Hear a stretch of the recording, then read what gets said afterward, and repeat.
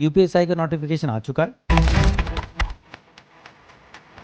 मूलविद को आपको थोड़ा सा एक्स्ट्रा एफर्ट से तैयार करना है। यूपीएसआई हो या स्टेट गवर्नमेंट के और भी बहुत सारे एग्जामिनेशन हो, इनके लिए कोई लगातार वैकेंसी आती नहीं। कोई जब समय हमें ज़्यादा मिला था तो हमने उसको यूज करना होता है, ना कि इस दिन का इंतजार करना होता है कि जब सब कुछ सर पे आ जाएगा तब हम प्रयास करें।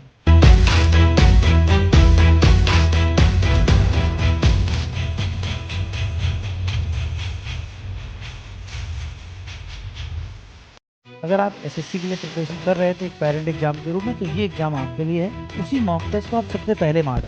अब बात आती तैयारी की, तो बेसिक तैयारी आप प्रॉपरली कैसे। नमस्कार बच्चों, यूपीएसआई का नोटिफिकेशन आ चुका है। इसके लिए हम ऑलरेडी आपको इन्फॉर्मेशन प्रोवाइड कर चुके हैं। अब बात आती तैयारी की, तो बेसिक तैयारी आप प्रॉपरली कैसे करें। सबसे इंपॉर्टेंट बात यह है कि यूपीएसआई हो या स्टेट गवर्नमेंट के और भी बहुत सारे एग्जामिनेशंस हो, इनके लिए कोई लगातार वैकेंसी आती नहीं, कोई सेट पैटर्न भी नहीं देखा गया है। वो अलग बात है कि पिछली बार का जो पैटर्न है और इस बार का जो पैटर्न है वो एकदम सेम है।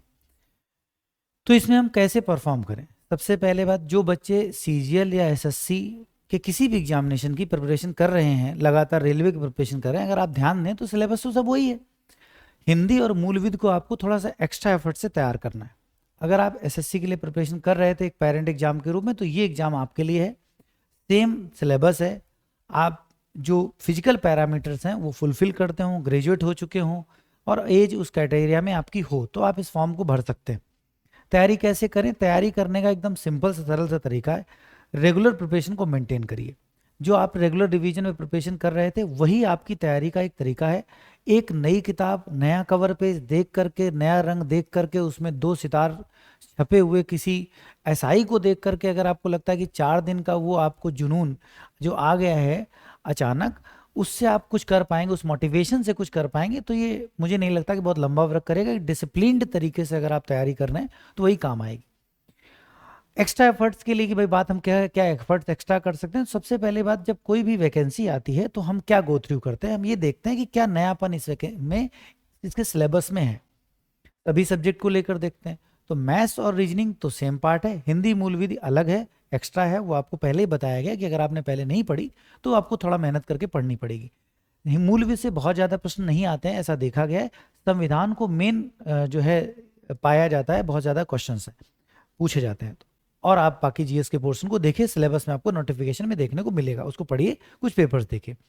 मैथ्स के पार्ट की बात करूँ, जैसे जो मेरा पार्ट है जो मैं पढ़ाता हूँ, तो यूपीएसआई के लिए जब ये थोड़ा सा स्टार्ट हुआ था उसी समय हमने यूट्यूब पर और साथ साथ हाइब्रिड मॉडल में हमने क्लासेस लेना स्टार्ट कर दिया था।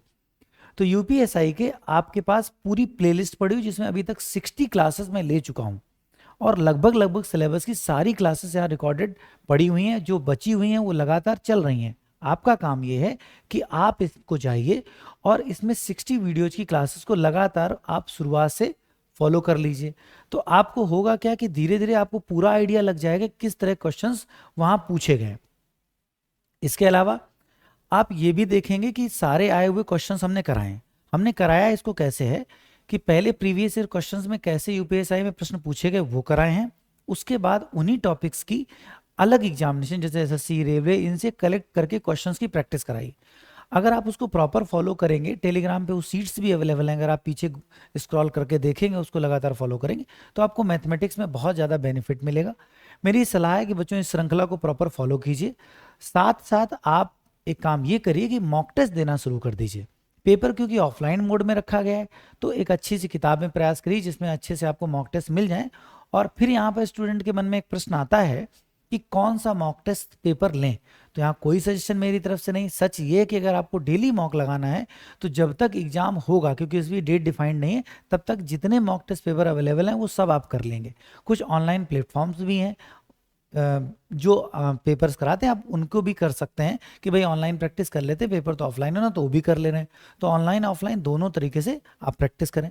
तो पेपर से ज़्यादा इंपॉर्टेंट ये हो जाता है कि हम पेपर का एनालिसिस करें। पेपर एनालिसिस करने से होता क्या है कि हमें पता चलता है कि हमारा कौन सा टॉपिक वीक है और उससे हम बहुत मेहनत करने का स्कोप रहता है, हम कर पाते हैं। नॉर्मली होता क्या है, जब हम मॉक टेस्ट करना स्टार्ट करते हैं तो बच्चे करते क्या है, 2-4 दिन मॉक लगाते हैं, उस दिन बाद उनको लगता है कि अरे हमको बहुत नहीं आता, फिर वो सिलेबस से वापस लौट जाते हैं। तो मतलब जिस मॉक टेस्ट ने आपको बताया था कि आप अपनी प्रिपरेशन को और बेहतर करें, उसी मॉक टेस्ट को आप सबसे पहले मार डालते हैं। मॉक टेस्ट ने आपको बताया कि आपके ये टॉपिक्स वीक हैं, उसे रोज सुनिए ना कि क्या क्या और वीक है, धीरे धीरे उसको इम्प्रूव करते जाइए। इस तरह से एक टाइम ऐसा आएगा जब आपकी सारी जो कमियां हैं वो लगभग लगभग दूर हो जाएंगी और फिर आप एक अच्छे कैंडिडेट के रूप में एग्जाम देने जाएंगे। तो डेली कम से कम एक और मैक्सिमम 2 मॉक, आप ऑनलाइन ऑफलाइन दोनों तरीके का एक मर्जर प्लान कर सकते हैं। अर्थ अकेडमी में भी ऑफलाइन मॉक चलाए जाते हैं क्योंकि पेपर ऑफलाइन चलता है, तो वो भी आप अल्टरनेटली ज्वाइन कर सकते हैं। और हाइब्रिड मॉडल में जो क्लासेस चल रही हैं वो यूट्यूब पे अवेलेबल हैं। जो बच्चे यहाँ आके पढ़ रहे हैं वो पढ़ ही रहे हैं लगातार, और आप ऑनलाइन तरीके से फॉलो करिए, मेहनत करिए। अगर आप लगातार इस सीरीज को फॉलो कर रहे थे तो आपके लिए बहुत अच्छी बात है। अब आपको समझ आ रहा होगा कि हम प्रॉपर इस चीज़ को क्यों लेकर चल रहे थे। जब समय हमें ज़्यादा मिला था तो हमने उसको यूज करना होता है, ना कि इस दिन का इंतजार करना होता है कि जब सब कुछ सर पे आ जाएगा तब हम प्रयास करेंगे। तो ये मैथमेटिक्स की बात हो गई। रीजनिंग के लिए वही बात है कि आप अपनी जो भी चीज़ें आपने प्रिपेयर कर रखी हैं उनको आप प्रिपेयर करिए, रिवाइज कीजिए और ज़्यादा से ज़्यादा क्वेश्चंस अटेम्प्ट कीजिए, जिससे आपने जो चीज़ें पढ़ी हों वो बहुत अच्छे से दिमाग में सेट हो जाएं और फिर वो कमी ना हो। मूलविद हिंदी पे एक सही से चीज़ें जो किताब या जिस भी तरह से ऑनलाइन वीडियोज या ऑनलाइन कोर्सेज आपने लिए हों उनको पढ़ करके और ऑब्जेक्टिव क्वेश्चन ज़्यादा से ज़्यादा सॉल्व करने का प्रयास कीजिए। इस संबंध में जो भी और भी एडिशनल गाइडेंस होगा मैं लगातार आपसे मिलता रहूँगा।